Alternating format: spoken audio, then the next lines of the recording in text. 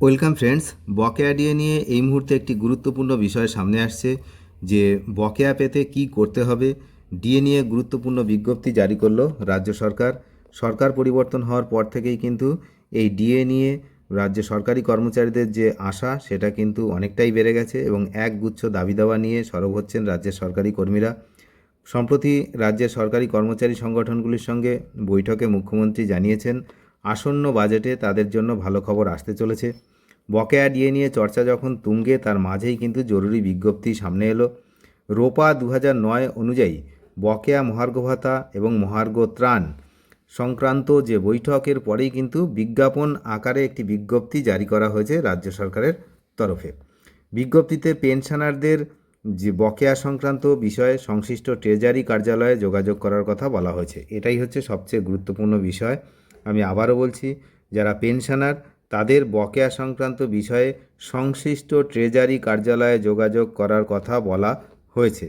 বিজ্ঞপ্তিতে আরও বলা হয়েছে, যেসব রাজ্য সরকারি পেনশনার বা পারিবারিক পেনশন প্রাপকদের পেনশন সংশ্লিষ্টদের মৃত্যুর কারণে বন্ধ হয়ে গিয়েছে, খুবই গুরুত্বপূর্ণ, যাদের পেনশনাররা যারা ছিলেন তারা মৃত্যুবরণ করেছেন, এমন পেনশনাররা তাদের এই মৃত্যুর কারণে যাদের পেনশন বন্ধ হয়ে গিয়েছে, তাদের নমিনি বা যোগ্য উত্তরাধিকারী যারা রয়েছেন তাদের বকেয়ার অর্থ পেতে প্রয়োজনীয় নথিসহ সংশ্লিষ্ট যে ট্রেজারি সেই ট্রেজারির কার্যালয়ে কিন্তু গিয়ে কথা বলতে বলা হয়েছে।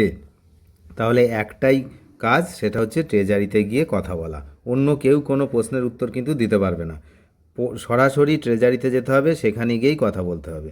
এক্ষেত্রে 2008 সালের 1 এপ্রিল থেকে 2019 সালের 31 ডিসেম্বর পর্যন্ত পেনশন পেতেন তাদের কথা কিন্তু বলা হয়েছে।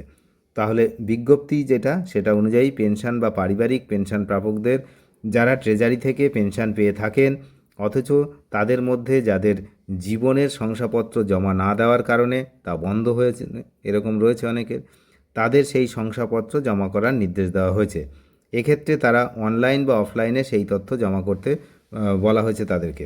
তো ইতিমধ্যেই এই নিয়ে সহযোগিতার জন্য ইতিমধ্যেই একটা হেল্পলাইন নাম্বার চালু হয়েছে।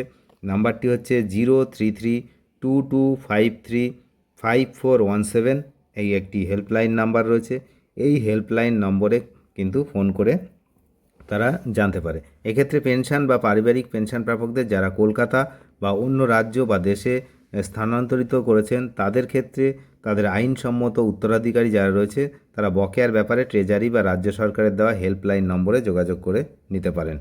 পূর্বে অর্থ দপ্তরে জারি করা বিজ্ঞপ্তি অনুযায়ী নবান্নের নির্দেশ যেটা ছিল, কর্মচারী এবং সংশ্লিষ্ট সব ঊর্ধ্বতন কর্তৃপক্ষকে ম্যানুয়াল সার্ভিস বুক স্ক্যান করে রাজ্যের আইএফএমএস যে পোর্টাল সেই পোর্টালে আপলোড এবং HRMS মডিউলে ই সার্ভিস পূরণ করতে হবে।